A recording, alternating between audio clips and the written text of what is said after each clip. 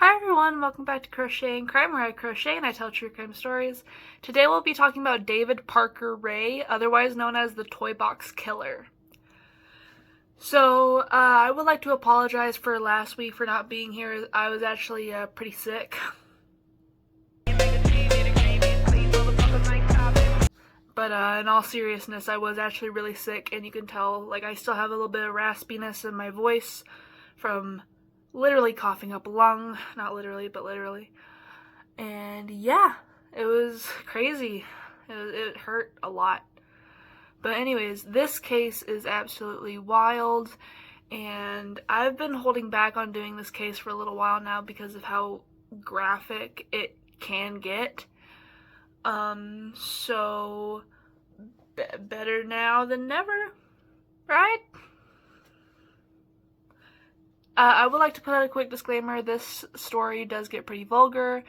It's, of course, graphic, and it does talk about animal abuse, and, like, sexual assault, and a whole bunch of other weird stuff. And if you're not into that, I suggest you click away from this video. And yeah, with that, let's get into it. Growing up, David had a very thin relationship with his father. His father was abusive and was an alcoholic. David actually recalls his father never being sober much. And David's parents divorced when he was 10 years old, and they moved in with his grandfather, who had very strict rules, meaning if anyone would disobey these rules, his grandfather would hurt them. David's mother had left the children after the divorce and chose a life of drugs and alcohol, and during his school career he would also be beaten by bullies, and so David had no real safe space. And during high school, David began experimenting with drugs and alcohol, and he had an obsession with pornographic magazines and BDSM. Peggy, David's sister, had found his stash of pornographic things. She found drawings, magazines, and all that stuff. And this was very uncommon in the 50s for someone to have this many vulgar things. But Peggy did not want to bring it up to anybody, probably because she was super freaked out that her brother had all this weird stuff. But yeah, she just never told anybody. David decided to join the army and was given an honorable discharge. He was a mechanic in the army and out of the army, so that was his career. I couldn't see if he had any other jobs besides being a mechanic, so I'm just gonna assume he was a mechanic his entire life. David had married his first wife, and he told her that as a teenager he captured a woman, tortured, and killed her in the woods. And his wife was like, what? And so she thought he was struggling with some type of mental illness and that he was just making things up. And during their marriage, David's behavior got increasingly worse, and that led to their divorce. David got married a total of 4 times, and during those marriages he had 2 daughters, Jessie, and the other one didn't want to be named or associated with her father, which is understandable. Yeah, look who paid me a visit. Sorry to interrupt the case, but Albert! You cannot interrupt me, babe. You cannot interrupt me. Jumping to a little further, David is now in his 50s and he's living in Elephant Butte, which that name alone had me laughing for like a solid 5 minutes because I thought it said elephant butt. So that just tells you how mature I am. What is the matter? And adjacent to Elephant Butte was a town called Truth or Consequences, which sounds very spooky, because it was. In between Elephant Butte and Truth or Consequences was a man-made lake where many retired folk would live because, well, it's a body of water in the middle of a desert, and it was a beautiful place to live. But this gorgeous place is also where many sex workers and drug users and drug sellers would go, obviously disturbing other people around. In 1999, both of these towns would skyrocket in crime rates, ranging from sexual assaults to people being murdered. And police were like, yeah, it's mainly druggies and sex workers. Whoop-de-doo. and like they just did not care. Back to David. He was at work, and at this time he worked in a park as a mechanic, and that's where he met his girlfriend Cindy. Things got serious between the two, and so David had this huge amount of money he had saved up, and so he built him and his girlfriend a mobile home.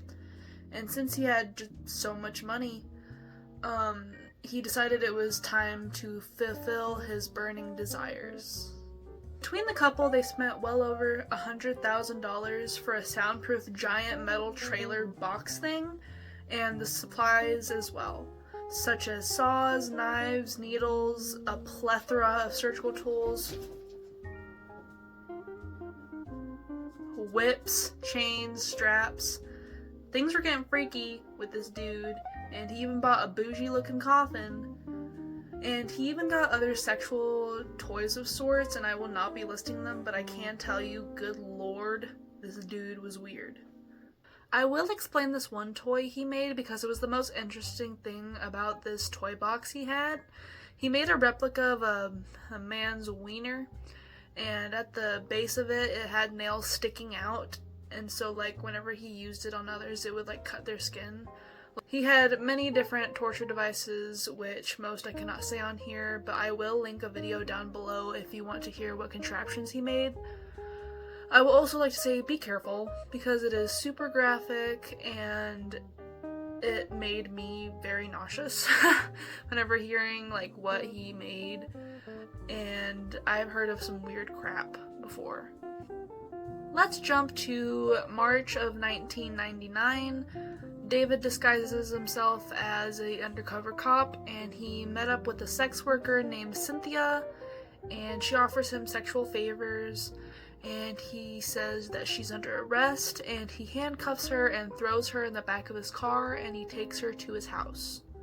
He then handcuffs and chains her to a bed, and she would stay there for 3 days.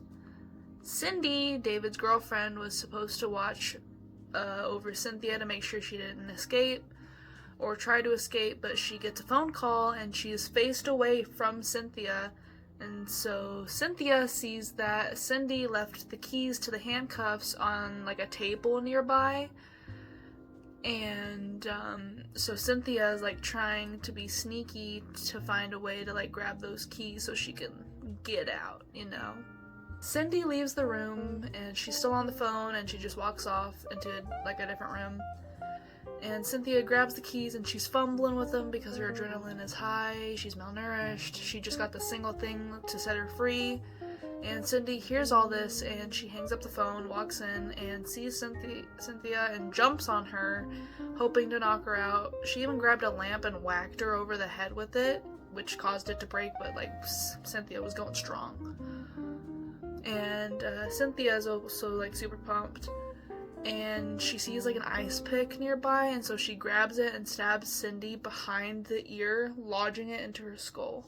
Cindy falls to the floor, and Cynthia takes off running. She's trying to flag down cars, nothing. She screams and knocks on doors, nothing. Finally, she knocks on a door, and a nice old lady helps her. They call the police, and they take Cynthia to the hospital, and Cynthia tells them everything, but they don't really believe her because she was a sex worker and also a drug addict. And guess who came marching through that hospital door? Cindy! Cynthia is freaking out because she thought Cindy died, and Cynthia is screaming like, that's her, that's the girlfriend. And so they question Cindy, and she's like, oh my god, she's so crazy, like, oh my god, no, I would never do that. The police search David's home, and they see that it's a complete mess, and they see everything Cynthia described, so they're like, oh shit, she's telling the truth. They then go into the backyard and see the quote-unquote toy box, and they look inside, see all the freaky stuff, and they find a gynecologist chair thing, and behind that was a board of victims from 1993 to 1994, and they had dates and everything about these people. They then find his stash of Polaroid photos of all his victims, Some were hogtied, some were being held down on the gynecologist bed chair thing. I don't know what it's called. Gynecologist bed bear. Yes. No. I don't know. I don't know. But they found so much evidence of this man being an absolute terrible person. They then find a VHS tape of him with this woman. She is tied down, she's not fully conscious, and like she's moving around but she's not like aware of where she is. And then they see David mess around with some type of recorder thing, and a voice tape plays, and David called this a hypnosis tape, which he would play for his victims. It was very degrading voice recording, and it went on for like 40 minutes. And on this tape, the police saw a very unique tattoo on the lady's calf, and so they get an image of it and send it out and basically say, hey, if this is your tattoo, please come forward because we like need to speak with you. And like it gets out there, and after a while a woman named Kelly comes forward and says, hey, I have that tattoo. And so police are like, hey, this video, you? Yeah? No? And then Kelly goes on to say that in 1996, she and her husband got into a fight, and she left with her girlfriends, and they went to a local bar, and she ran into an old friend, Jessie. Remember that name? David's daughter? Yes? So Kelly and Jessie end up talking and catching up. Kelly only had one beer and she was very nauseous and she was dizzy, so she asked her dear friend Jessie to drive her home. Jessie actually drugged Kelly, and so Jessie took Kelly to David's house and she dragged her into the backyard, and that's when David did all that gross stuff, drugged her for 2 days, and dumped her outside, and a kind man found her and actually took her home. So when she got home, her husband thought she was cheating and doing drugs, and she swore up and down all she remembers is drinking, passing out, and waking up 2 days later. And her husband filed for divorce, and Kelly moved to Colorado, but came back down to Elephant Butte to say that she had that tattoo. And then they interview Cindy, the girlfriend, and Cindy immediately was like, oh yeah, I helped him. I helped him a bunch. He's my Pookie Bear, my cuddle monster, my love dove. Of course I was going to do everything for him. So if I tell you everything, can I get a small sentence?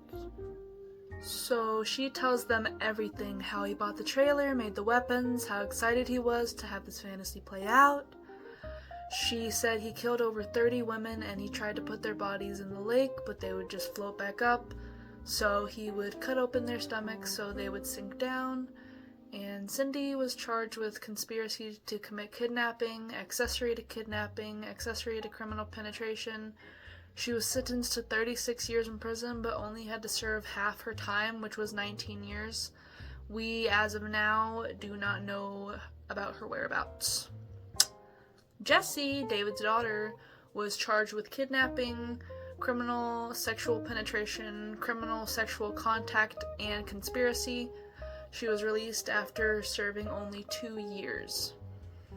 David, our star, huge denier. He denied, but the police were like, dude, we have all this evidence, like, no point in denying it.